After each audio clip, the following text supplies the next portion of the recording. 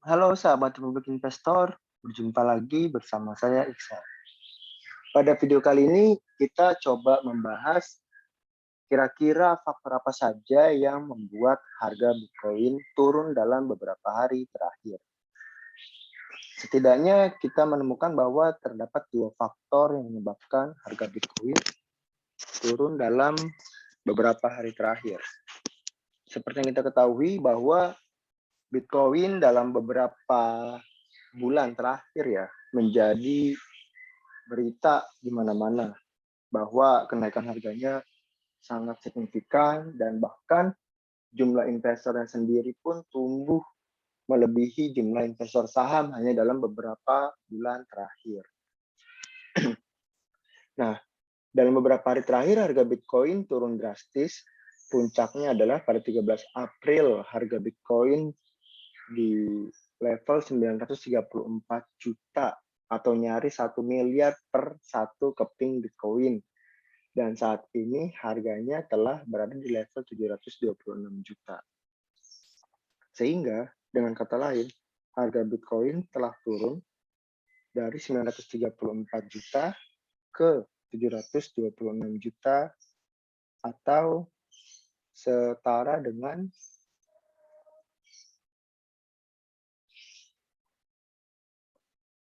926 juta bagi 934 juta kurang 1. Turun 22% hanya dalam dari 13 April ke 24 April, itu kurang lebih 10 hari terakhir. Nah, setidaknya kami menemukan dua faktor yang menyebabkan harga Bitcoin turun. Ini harga Bitcoin di Amerika ya, per hari ini juga masih turun sekitar 2%-an ya.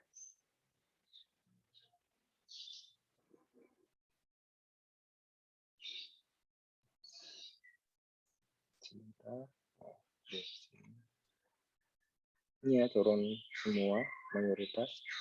Nah, penyebab pertama adalah langsung saja ya.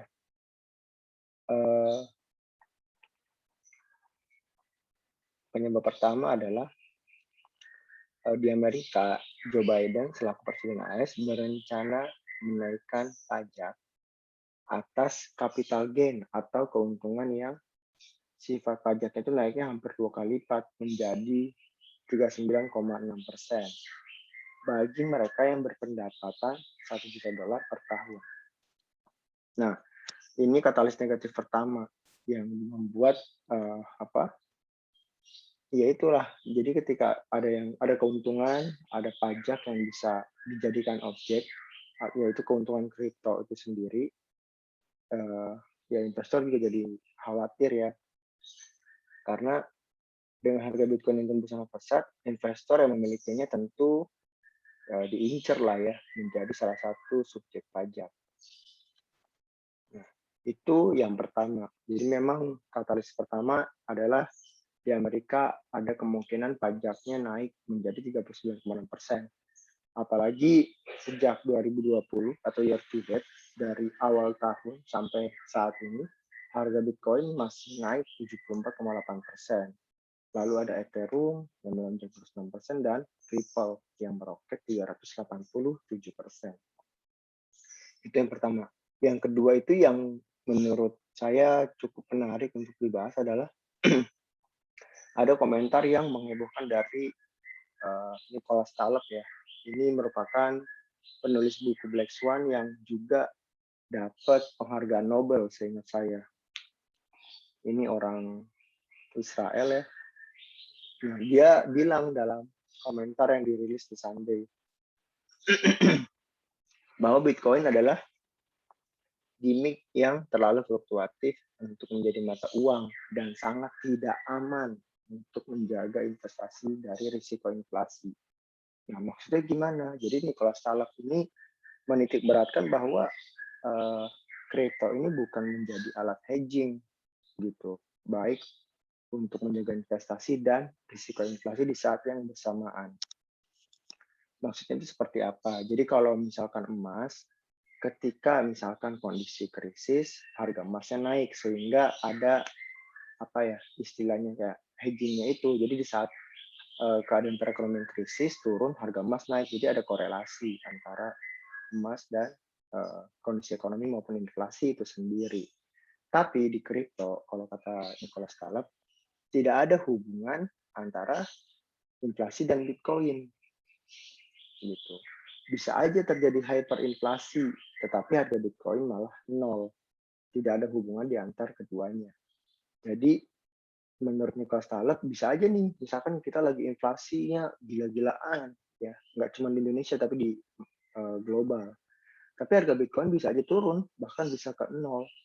Nah, kalau gitu lantas di mana letak uh, letak apa ya suatu aset mata uang bisa menjaga dirinya dari inflasi, gitu ya. Bahkan Taleb bilang Bitcoin dan kawan-kawan mirip skema Ponzi yang parahnya dilakukan secara terbuka. Mereka yang tergiur dengan iming-iming kenaikan luar biasa akan berbondong-bondong masuk. Dia yang terakhir masuk tidak akan mendapat apa-apa, sebab keuntungan yang dicetak selama ini datang dari peserta baru. Kalau sudah tidak ada investor baru, mau dapat untung dari mana? Nah, ini yang dimaksud dengan skema Ponzi-nya itu seperti apa. Jadi, kalau menurut Nicholas Taleb, ketika ada orang yang masuk di 934 juta dan tidak ada lagi 934 juta ini dijadikan sampel dikarenakan harga Bitcoin di level tertingginya.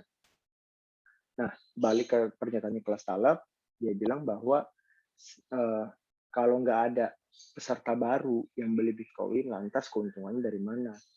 Yang ada mereka berbondong-bondong berjualan, dan ini yang sedang mungkin terjadi, di mana harga Bitcoin saat ini yang di level 726 juta dan masih ada kemungkinan turun jika betul yang dikatakan Taleb bahwa Bitcoin adalah skema Ponzi di mana keuntungannya didapat dari peserta baru yang beriming-iming akan keuntungan besar.